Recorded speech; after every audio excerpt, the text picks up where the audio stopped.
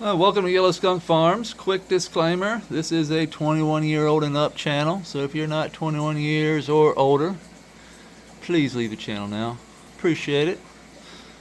You're looking at what we did yesterday. We were over on Growing Old, YouTube channel, if you're familiar with that channel. We were hanging out over there with those guys yesterday while we built this. We're just stacking rocks, really, just putting it together, trying to get the right height.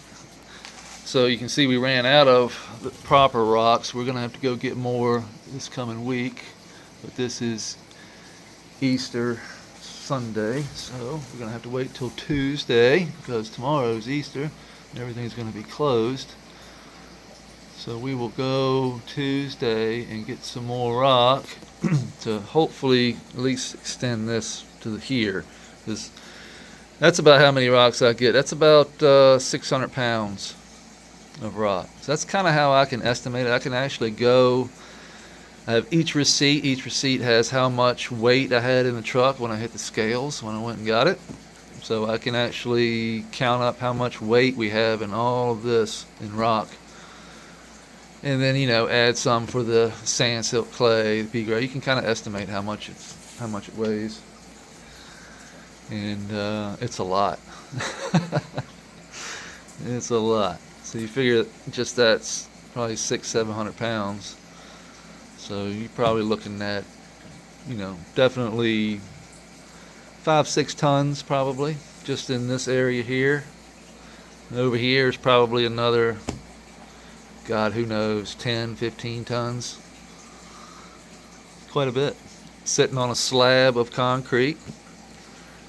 And a lot of people ask why I put the floor down. Well, put the floor down like an idiot before I even thought of any of this. So we were just trying to make it nice and neat in here when we gutted everything, took everything off the walls, put insulation on the walls. This was just a block building, a slab of concrete with blocks, with a metal roof.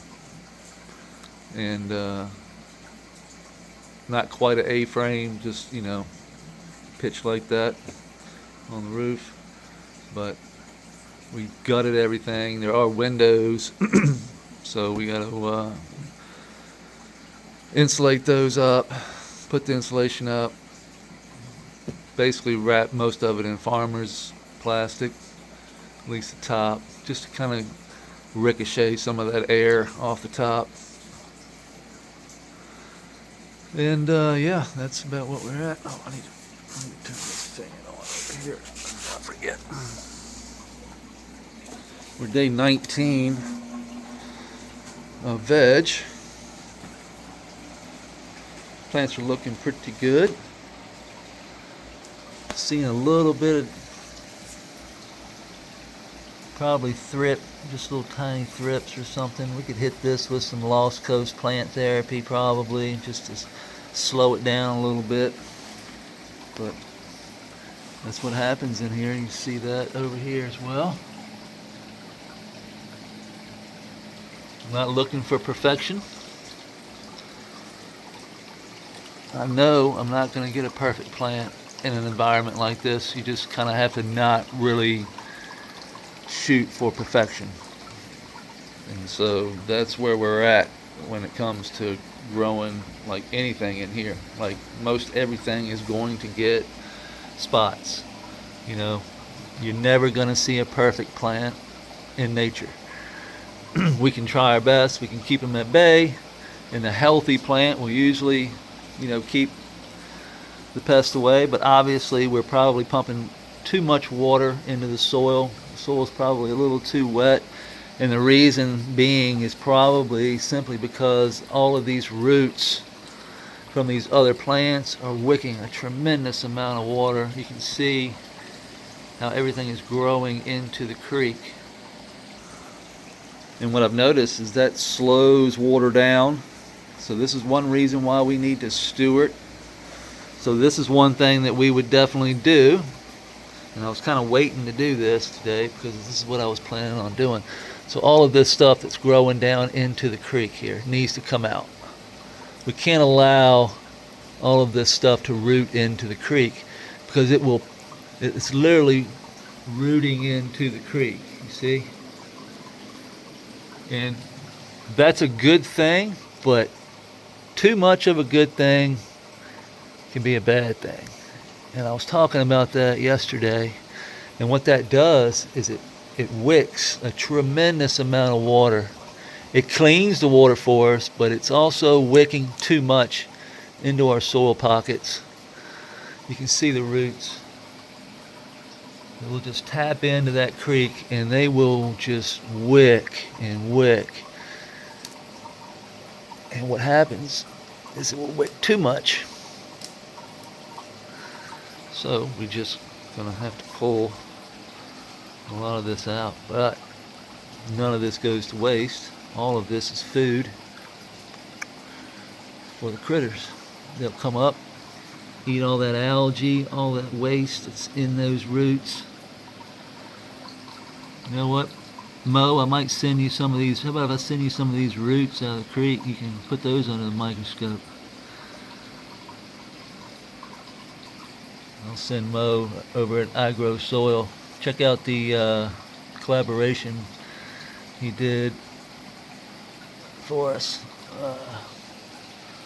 in our videos. We just posted that this morning, actually, before I started this. I collaborated with him on his post over on I Grow Soil. Definitely follow him, subscribe to his channel. Doing great things over there, educating me on what's really running this system. Like, we can actually see it on the microscope. He's got a kick-ass microscope. Super cool to watch. Highly recommend checking it out.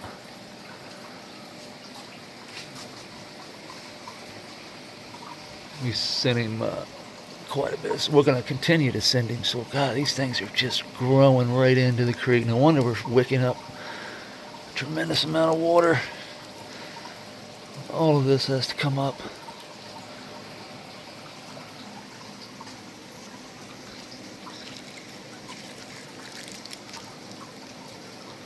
Look at that. Just wicking. Ugh.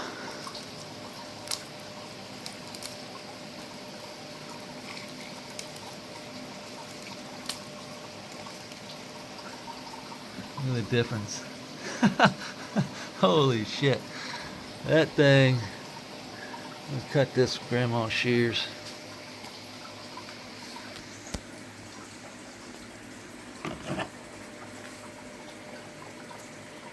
There we go.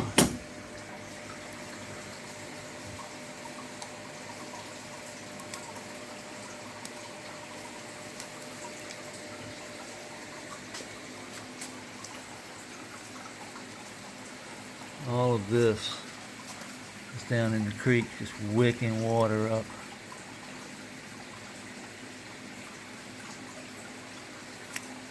And leave this right. It looks like a good spot. We'll take the scissors, some grandma's shears.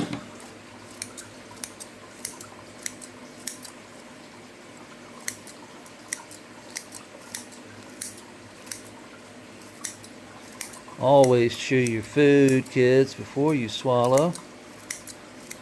Don't swallow whole. Not good for your digestive system.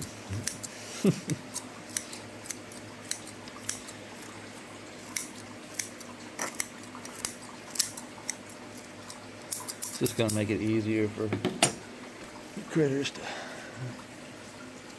tear up.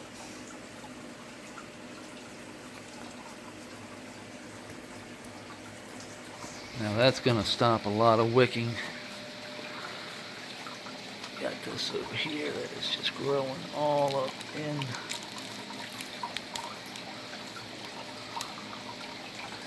Slowing my flow, man. You're slowing my flow.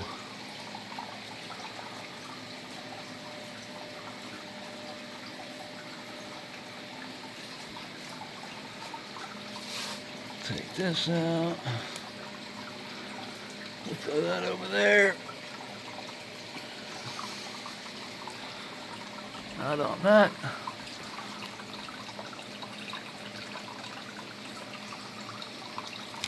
Need to get some of this dog fennel out of here. Gotta get this elephant ear back. Chop and drop, all that stuff. That's a pretty plant. Oh, that raspberry deadhead is gonna be pretty. That one over there is gonna be monster too. That one's gonna be a monster. This one's probably gonna be a monster. So the Luna stuff, Luna Whitcomb, is knocking it out of the park. Knocking it out of the park. Okay, calyx over here. Looks like he's struggling, but we're going to give it a little bit of Epsom salt because it looks like it needs some. You can see some yellowing on the leaves. Looks like it could. Looks like she's deficient in something, but we are going to do a top dress. The tomato is just about gone. We haven't touched that, but she's just about dissolved all the way down.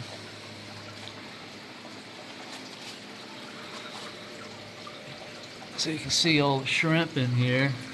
Well, I don't know if you can see them or not, but we were talking about the algae and how it's not a good thing, and too much algae is not a good. Too much of anything, like I said, is a bad thing.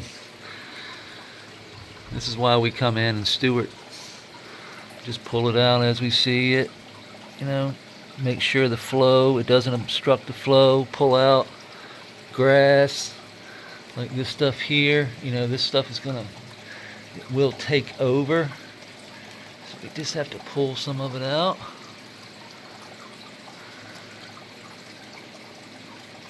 We don't want it taking over. We don't want it slowing our flow, and it will wick. We'll come back and chop all that up. This stuff will wick a tremendous amount of water up into the soil pockets. More than I ever thought. I mean, you can see where we pulled it all up out of there, and it was just wicking. That's why that side was just staying super wet over there. So we went ahead and pulled all that up. That will slow the wick a little bit. And then we're wicking a lot over here.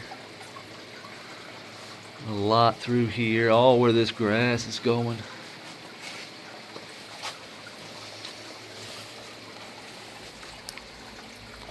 But we haven't gotten to the wet point where, you know, I got flies everywhere, where I got gnats. I don't see any gnats. The stump, look at this old stump. That's just look at, I mean, it's just about gone.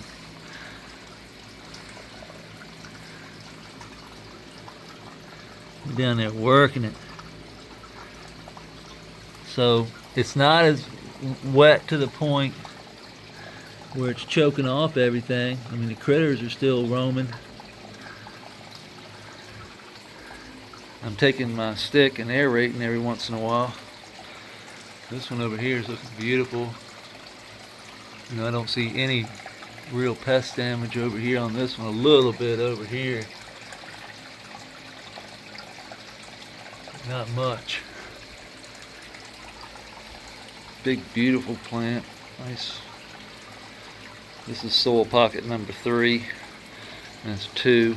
That's 1. That's 4. That's the center. The center's looking a lot better since we cut that water flow off. Plant looks really good. Growing. Everything's growing pretty good for day 19 of being in here. We brought them in, they were tiny. So 19 days, it's been almost, like I said, 3 weeks, coming up on 3 weeks of being in the bed. And hell, we could flip right now, but we're gonna give it we'll give it 4 weeks probably. Give her a good month, 30 days at least, you know. We've been going 28 to 30 days on the veg from in here. That'll be, you know, probably 45 days of veg total from seed. So we go 45, this is how we start them. You know, when we bring them in here, they're probably this big. That's about how big they were when we brought them in. So We gotta water these today. I gotta water them right now, actually. I gotta get these up potted too because the roots are connected to the bottom of the. I shouldn't have put that towel down, but the towel was. I used it to keep wet, you know. That's why those plants look so good. Keep the towel wet, and that'll keep the plants happy. Wick that water up out of that towel. I'm gonna get a little bit of water. Get out of the way there, big head.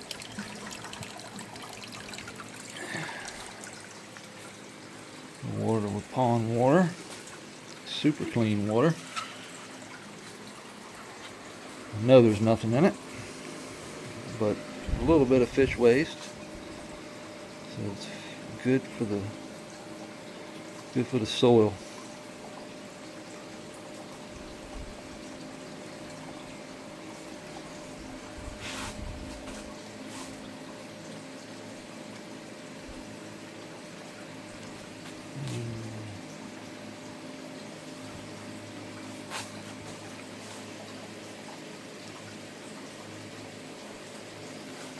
We water these every day. Have to at this stage. They're getting big. So they're wicking up a lot of water.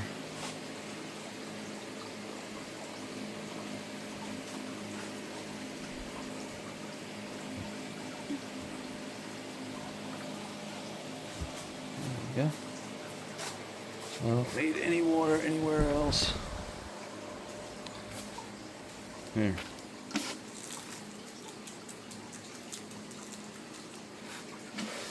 Keep that moist too. You can see that